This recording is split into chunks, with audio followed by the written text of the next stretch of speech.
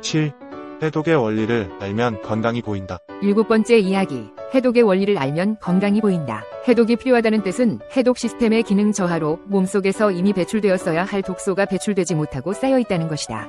해독 시스템의 기능 저하는 스트레스와 영양 부족으로 인한 에너지 부족 때문이다. 우리가 먹는 음식의 영양소는 우선적으로 활동하는 데 배분되고 남으면 다음 단계로 독소 배출에 배분된다.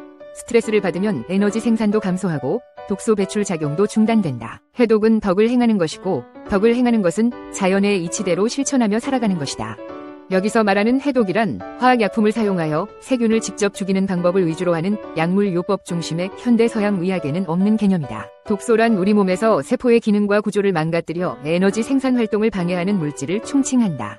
이들 독소에는 외부 유입 독소는 물론이고 내부 대사 잔존물인 노폐물도 포함한다. 질환이 발생하는 원인은 몸속에 쌓인 독소나 활성 산소, 화학식품 첨가물 때문이며 둘째는 세포의 화학 반응에 필요한 미네랄, 비타민과 같은 미량 영양소와 항산화제, 섬유질의 부족 때문이다. 결국 자연 치유력은 식습관이나 생활습관에 의해 크게 영향을 받는다는 사실이다. 우리 몸은 제대로 된 영양소를 공급하면 인체의 모든 기능이 알아서 작동되어 독소 배출부터 세포 수리, 복원, 재생까지 스스로 이루어지도록 되어 있다. 어떤 이유로든 영양소 공급이 제대로 이루어지지 않아 독소 배출 기능이 저하되어 독소가 쌓이게 되어 있으니 이를 정상화시키려는 노력이 바로 해독이다. 해독은 곧 제대로 된 영양소 공급 작업이다. 우리 몸은 고장난 기능을 수리하려는 정상화 능력을 가지고 있다. 다친 곳을 회복시키고 아픈 몸을 정상으로 돌려놓을 수 있는 능력이다. 이 정상화 능력이 곧 회복 능력, 자정 능력, 자연 치유력, 항상성 원리라고도 부르는데 이는 우주의 작동 원리와 같다.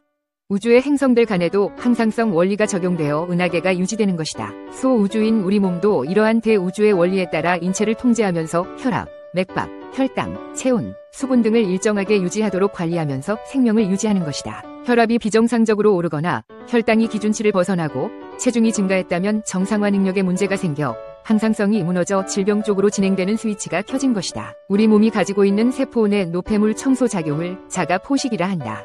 자가포식은 세포 내 정비 과정으로 결함이 있는 부분은 제거시킨다. 잘못된 기관, 구조 변형 단백질, 병원균 등 기능 방해 성분을 분해, 재활용하는 세포 복원, 재생 메커니즘으로 영양 상태에 의해 통제된다.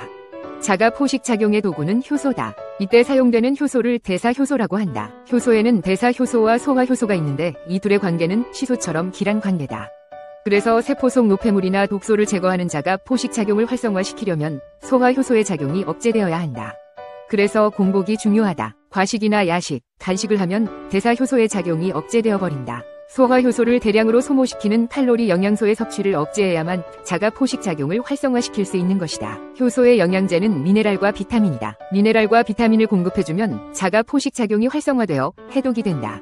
해독이란 한마디로 부족한 영양소인 미네랄과 비타민을 공급하여 대사효소 작용을 촉진하는 일이다. 단백질은 자가포식 작용을 통해 스스로 공급한다. 우리는 음식을 섭취한 후 신진대사를 통해 에너지를 얻어서 활동하며 살아간다. 이 과정에서 부산물로 반드시 신진대사를 방해하는 이물질인 독소나 노폐물이 세포 안팎에 자리 잡게 된다. 싱크대에 물때가 끼듯 세포나 혈관 등에 음식때가 끼었다고 생각하면 이해가 쉬울 것이다. 미네랄, 비타민, 항산화제가 부족할 때 노폐물이 더 쉽게 쌓이게 된다.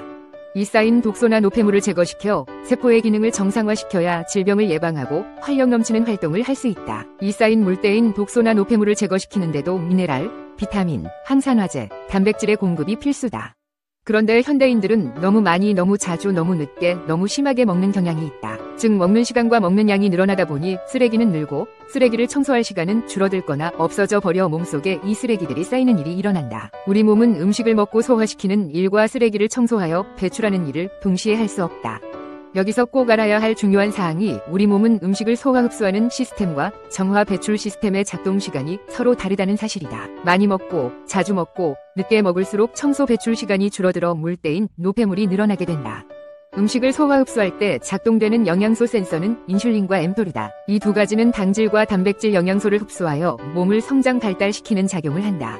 이 단계에서는 정화 배출 작용이 일어나지 않는다. 이와는 반대로 정화 배출에 사용되는 센서는 자가포식 시스템이다. 세포를 유지하는 에너지가 부족하거나 몸에 필요한 단백질의 원료인 아미노산이 부족하거나 몸속에 노폐물이 축적되어 있을 때 이를 제거시키는 정화 배출 작용인 자가포식 시스템이 활성화된다. 즉 생존을 위해 적극적으로 몸속의 독소나 노폐물을 제거시키기 위해 분해하는 작용이 자가 포식이다. 우리가 흔히 말하는 해독이 여기에 해당한다. 이 자가 포식 작용도 인슐린, 당질, 포화지방, 단백질이 있을 때는 일어나지 않는다.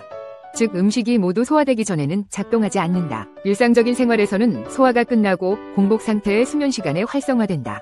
그래서 저녁은 가볍게 일찍 먹고 아침 식사 사간까지 12시간의 공복을 유지하는 것이 좋고 충분한 수면을 취하라는 것이다. 우리 몸에서 필요로 하는 하루 단백질의 양은 약 200g이다. 굶주리는 상황이 되어 단백질을 공급받을 수 없게 되면 세포 소기관을 분해하여 아미노산을 적극적으로 공급하는 작용도 자가 포식 시스템이 하는 또 다른 작용이다. 해독은 질병의 완전한 회복은 물론 건강 관리를 위한 필수 과정이다.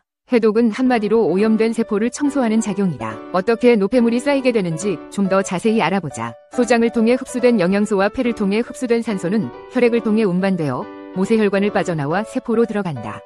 그런데 모세혈관을 빠져나온 산소와 영양소는 모세혈관과 세포 사이의 공간인 세포 간질에 일시적으로 머물게 된다. 즉 모세혈관을 빠져나온 혈액을 세포 간질액이라 한다. 세포 간질액은 혈액을 타고 온 영양소와 산소뿐만 아니라 세포 내의 신진대사 과정에서 발생해 버려지는 노폐물이 모이는 곳이기도 하다. 세포는 간질액으로 둘러싸여 있다고 보면 된다. 세포에서 버려진 노폐물인 세포 간질액은 입자의 크기가 작은 노폐물은 모세혈관으로 흡수되고 입자가 큰 노폐물은 림프관으로 운반된다. 이런 과정이 원활하지 못해 세포막 주변에 노폐물이 정체되면 세포막 수용체를 막아 영양소와 산소의 공급이 원활하지 못하게 되어 세포는 영양 부족 사태가 일어나 에너지 생산이 원활하지 못하게 된다. 불량식품이나 공해, 물질 흡입 등으로 노폐물 생성이 너무 많거나 영양소가 부족하면 노폐물의 처리가 지연되고 노폐물이 축적되어 질병으로 악화되기 쉽다. 림프기관은 세포가 배설한 노폐물을 처리하는 쓰레기 처리장 역할을 한다. 간에서 처리할 수 있는 용량을 초과해 혈액에 떠도는 독소와 노폐물 등의 이물질을 모아서 처리하는 곳이 림프관이다.